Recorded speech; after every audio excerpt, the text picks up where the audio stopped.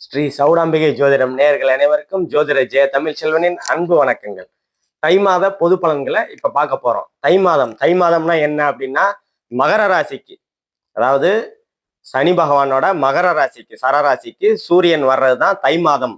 இந்த மாதம் முழுதும் 30 நாள் மகர ராசியில தான் இருப்பாரு. கூடவே செவ்வாய் உச்ச நிலையில இருப்பாரு. 29 நாள் உச்ச நிலையில இருப்பாரு. சூரியனோட சேர்ந்து உச்ச நிலையில இருப்பாரு.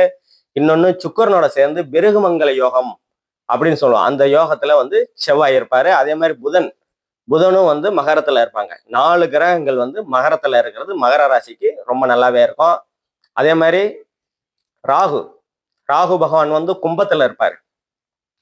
மீனத்துல சனி பகவான் இருப்பாரு. குரு மிதுனத்துல இருப்பாரு. கேது பகவான் சிம்மத்துல இருப்பாரு. இதுதான் கிரக நிலைகள். இதை வச்சு நம்ம தை மாத பொது பலன்களை நம்ம பார்ப்போம். துல்லியமான பலன்கள் வேணும் அப்படின்னா உங்களோட பிறந்த நாள், நேரம், பிறந்த இடம், இந்த 3ஐயும் கொடுத்தீங்கன்னா துல்லியமான பலன்கள் தசாபுக்தி அடிப்படையில உங்க ஜனனகால ஜாதகத்துல அதை வச்சு நம்ம துல்லியமா கணிச்சிடலாம். அதே மாதிரி நம்ம சேனலுக்கு ஆதரவு அளித்து வரும் ஜோதிட ஆர்வலர்களுக்கும் ஆன்மீக ஆர்வலர்களுக்கும் எனது மனமார்ந்த நன்றிகள். இப்போ ஒவ்வொரு ராசிக்கும் உண்டான பொது பலன்களை நம்ம பார்ப்போம். விருச்சக ராசி நேயர்கள் அனைவருக்கும் வணக்கம். விருச்சக ராசி நாயகன் செவ்வாய் உங்க ராசிக்கு 3ஆம் இடத்துல உச்ச நிலையில அடைவாரு. அந்த உச்சம் அடையிறதோட இல்லாம சுக்கரனோட சேர்ந்து பிருகுமங்கல யோகத்தோடையும் இருப்பாரு. அதனால உங்க ராசிக்கு அந்தஸ்து, மதிப்பு, மரியாதை, கௌரவம் எல்லாமே உயரக்கூடிய ஒரு நல்ல அதி உன்னதமான நிலையை தான் இந்த காலகட்டத்தில் அடைய போறீங்க.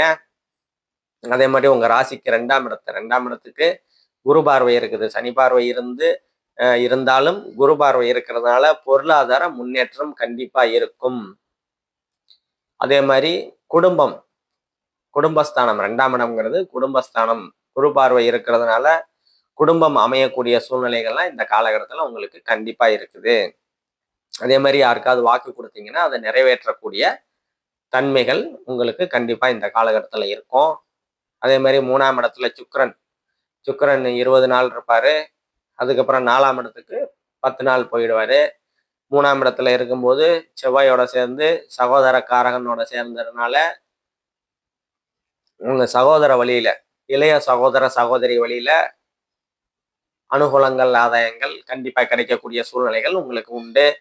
அதே மாதிரி 4ஆம் இடத்துக்கு சுக்கிரன் அடுத்த 10 நாளைக்கு போகும்போது வீடு வாகன சேர்க்கையெல்லாம் உங்களுக்கு இந்த காலகட்டத்துல உண்டு. ரொம்ப நாளா வீடு வாங்கணும், வாகனம் வாங்கணும் அப்படின்னு நினைச்சுக்கிட்டு இருக்கிறவங்க இந்த காலகட்டத்துல கண்டிப்பா வீடு வாகனம் சேர்க்கை கண்டிப்பா உருவாகும். 4ஆம் இடத்துல ராகு பகவான் இருந்து கொடுத்து வந்த தடைகள் எல்லாம் சுக்கிர இணைவுனாலையும் குருவோட பார்வையினாலையும் வீடு வாகன யோகம் கண்டிப்பா உங்களுக்கு இருக்கும்.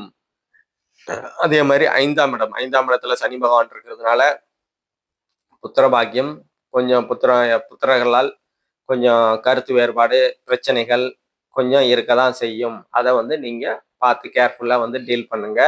குழந்தைகளை இந்த காலகட்டத்தில் கொஞ்சம் கவனமா பார்த்துக்கிறது உங்களுக்கு நன்மையை கொடுக்கும். அதே மாதிரி 6ஆம் இடம் வேலை, ரொம்ப நாளா வேலை இல்லை அப்படின்னா உங்க 6ஆம் அதிபதி உச்சமாக போறதுனால வேலைகள் கிடைக்கக்கூடிய அமைப்புகள்லாம் உங்களுக்கு கண்டிப்பா உண்டு. ரொம்ப நாளையான 8ஆம் இடத்துல குரு இருக்கிறதுனால தொலை தூரமா ஒரு 500-600 கிலோமீட்டர் தள்ளி வேலை கிடைக்கக்கூடிய அமைப்புகள். ஏன்னா உங்க ஜனன ஜாதகத்துல 8-12ஆம் இடம் சுபத்துவம் முக்கியமா. 8ஆம் இடம் சுபத்துவமா இருந்தா ஒரு 400-500 கிலோமீட்டர் தள்ளி போய் வேலை பார்க்கக்கூடிய சூழல்கள்லாம் உங்களுக்கு கண்டிப்பா இருக்கும்.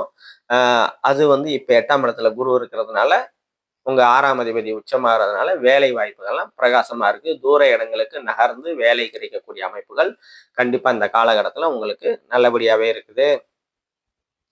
அதே மாதிரி 8ஆம் இடத்துல இருக்கும்போது குரு 8ஆம் இடத்துல இருக்கிறதுனால திடீர் அதிர்ஷ்டம், திடீர் பணவரவு, தனவரவு எல்லாமே நல்லா இருக்கும். அதே மாதிரி 9ஆம் இடத்துக்கு சுக்கிரனோட பார்வை ஒரு 20 நாள் இருக்கும். 9ஆம் இடத்துக்கு சுக்கிரனோட பார்வை இருக்குதுன்னா தந்தை ஸ்தானம், பாக்கியஸ்தானம் சொல்லுவோம். தந்தையால் அனுகூலங்கள், ஆதாயங்கள் உங்களுக்கு நல்ல விதமா இருக்கும். தந்தை வழி உறவுகளால் உங்களுக்கு அனுகூலங்கள், ஆதாயங்கள் இருக்கும். சித்தப்பா, பெரியப்பா, அண்ணன் அக்காள்கள் தம்பி தங்கைகள் மூலியமா உங்களுக்கு அனுகூலங்கள் ஆதாயங்கள் உங்களுக்கு நல்ல விதமாவே இருக்குது. அதே மாதிரி 10ஆம் இடத்துல கேது பகவான் இருப்பாரு. கேது பகவான 10 நாள், அதாவது தை மாதத்துக்கு 20 நாளுக்கு கடைசி 10 நாள் வந்து சுக்கிர பார்வையில அந்த கேது பகவான் இருக்கும்போது தொழில் முன்னேற்றம்லாம் நல்லா இருக்கும். புதிதாக தொழில் தொடங்கணும்னா அந்த காலகட்டத்துல கண்டிப்பா தொழில் தொடங்குற அமைப்புகள் அதுவாகவே உருவாகும். தொழில்ல முன்னேற்றம் கண்டிப்பா கிடைக்கும். அதே மாதிரி 11ஆம் இடத்துக்கு சனி பார்வை இருக்கிறதுனால லாபஸ்தானம், மூத்த சகோதரம், இளையதாரம்னு சொல்லுவோம். மூத்த சகோதர சகோதரிகளால் கொஞ்சம் கருத்து வேறுபாடுகள் இருக்கதான் செய்யும். அதை கவனமா கையாளுங்க. அதே மாதிரி 12ஆம் இடம், உங்க ராசிக்கு 12ஆம் இடத்தை குரு பார்வை இருக்கிறதுனால அயன சயன போகஸ்தானம் சொல்லுவோம். வெளிநாட்டு தொடர்பு, ரொம்ப நாளா வந்து வெளிநாடு போகணும், வாய்ப்பே கிடைக்கல, அப்படியே வாய்ப்பு கிடைச்சாலும் ஏதோ தட்டி தட்டி போகுது, என்ன காரணம் தெரியல அப்படின்னு இருக்கிறவங்க எல்லாம் இந்த காலகட்டத்தில் நீங்க வெளிநாடு போகக்கூடிய அமைப்புகள் நல்லாவே இருக்கும். அதே மாதிரி ஏற்றுமதி இறக்குமதி பிசினஸ் பண்ணிக்கிட்டவங்க, அது சம்பந்தமா தொழில் பண்ணிக்கிட்டு இருக்கிறவங்க எல்லாம் இந்த காலகட்டத்துல உங்களுக்கு நல்லாவே இருக்கும். அதுல ஒரு நல்ல ஆதாயம் அனுகூலங்கள்லாம் வந்து உங்களுக்கு நல்ல விதமாவே இருக்கும். இப்ப நம்ம பார்த்தது எல்லாமே பொது பலன்கள் தாங்க. துல்லியமான பலன்கள் வேணும் அப்படின்னா கீழே நம்ம நம்பருக்கு கான்டாக்ட் பண்ணீங்க. நன்றி, வணக்கம்.